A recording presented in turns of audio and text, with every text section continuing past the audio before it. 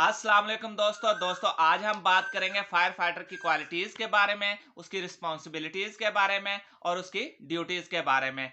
Qualities और responsibilities जो होती हैं वो उस वक्त आपकी देखी जाती है जब आप कहीं पे इंटरव्यू के लिए जाते हैं, और ड्यूटीज जो होती हैं वो आफ्टर द जॉब होती हैं। तो आज हम तीनों के बारे में बात करेंगे। क्वालिटीज और रिस्पॉन्सिबिलिटीज एक ही चीज होती है। क्वालिटीज में फायर फाइटर की जो सबसे पहली क्वालिटीज है उसमें उसकी फिटनेस को देखा जाता है। आया कि ये फिजिकली फिट है कि विक्टिम को बचा सकेगा, फायर फाइटिंग कर सकेगा। ऐसा तो नहीं कि विक्टिम को बचाने गया और इसकी खुद को जान को खतरा होगा। सेकंड क्वालिटी फायर फाइटर में ही मस्ट बी ऑनेस्ट, यानी कि फायर फाइटर को ईमानदार होना बहुत ही जरूरी है, क्योंकि इसने फायर फाइटिंग करनी होती है किसी बिल्डिंग के अंदर जाके, किसी शॉप के अंदर जाके, किसी प्लाजे के अंदर जाके। तो इस वहां कीमती सामान पड़ा हुआ होता है, क्योंकि सभी लोग जो है वो बिल्डिंग के बाहर होते हैं ड्यूरिंग फायर। तो इसका ऑनेस्ट होना बहुत ही जरूरी होता है। और तीसरे नंबर पे फायर फाइटर का सोशल होना लाजमी है, यानी कि ये वेलफेयर के कामों में हिस्सा लेता हुआ हो और इसका जो एनवायरनमेंट हो वो फ्रेंडली हो, लोगों से अच्छी तरह से घुल मिल सकता हो, किसी एनजीओ वगैरह में काम करता हो, यानी कि सोशल वर्क लाजमी करता हो। उसके बाद आ जाता है कि फायर फाइटर जो है ये पोजेस प्राइड हो अपने हाइजीन में, अपने यूनिफॉर्म में, अपनी अपीयरेंस में, यानी कि साफ सुथराई के मामले में फायर फाइटर को देखा जाता है। उसके बाद जो इसकी क्वालिटी होती है वो ये होती है कि फायर फाइटर जो है वो रिस्पॉन्सिबल बंदा हो, यानी कि जो उसको काम दिया जाए और उस काम को मुकम्मल करने का वो आदी हो। उसके बाद जो फायर फाइटर है वो मस्ट बी इमोशनली स्टेबल होना चाहिए, यानी कि वो अपने इमोशन को कंट्रोल कर सके। ऐसा नहीं है कि बिल्डिंग में आग लगी है, लोग जो है वो अंदर हैं और वो बिना कुछ देखे हुए जो है वो बिल्डिंग के अंदर चला जाए। उसमें पेशेंट होना चाहिए, अपनी सेफ्टी को मद्देनजर रखना चाहिए और उसके बाद उसको एंट्री करनी चाहिए।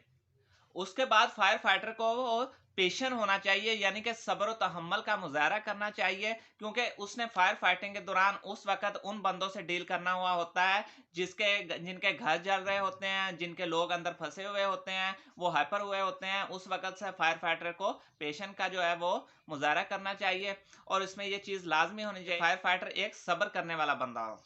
अब बात करते हैं फायर फाइटर की ड्यूटीज के बारे में। तो ड्यूटीज में जो सबसे पहले फायर फाइटर्स की जो पहली ड्यूटी होती है वो होती है टू सेव अ लाइफ, यानी कि इंसानी जान को बचाना फायर फाइटर की सबसे पहली ड्यूटी होती है। प्रॉपर्टी हो गई, एविडेंस हो गए, ये सेकंड ऑप्शन में आते हैं।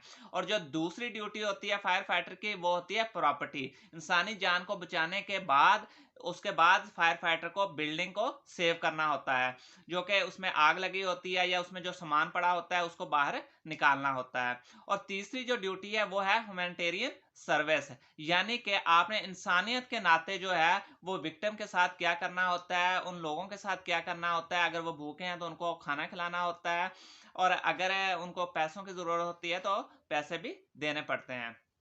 ये आ जाता है ह्यूमैनिटेरियन सर्विस में। फोर्थ ड्यूटी जो फायर फाइटर की होती है वो होती है प्रिजर्व एविडेंस, यानी कि जिस वजह से आग लगी है उन एविडेंस को महफूज करना है।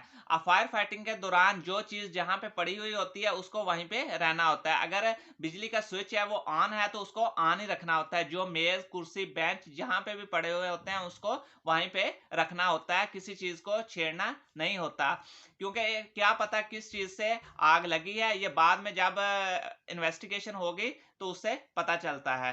तो फायर फाइटर को प्रिजर्व एविडेंस भी करने होते हैं।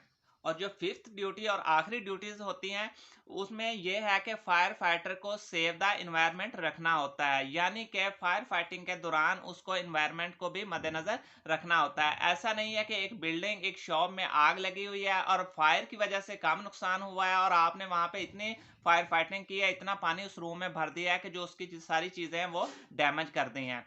तो इन्वायरमेंट को भी आपने लाजमी देखना होता है कि कम से कम इन्वायरमेंट को खराब करके फायर फाइटिंग करनी होती है।